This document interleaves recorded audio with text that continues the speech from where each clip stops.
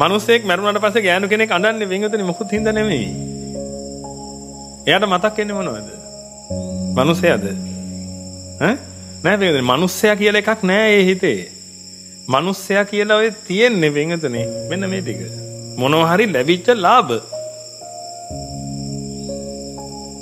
නෝනා කියලා තියෙන්නේ මොනවා හරි ලැබිච්ච ලාභ වෙන්ගතුනේ. ආදරෙන් කතා කළා. දෙලද දුකට බැලුවා. හරි හොඳයි.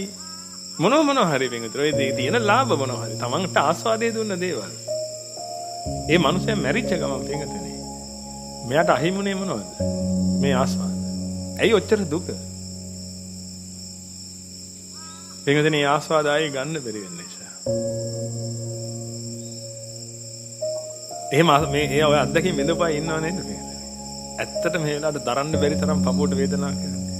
ශෝකෙන් නතර වෙන්නේ නැහැ නේද? පරිදේවයට ඇවිදින්න.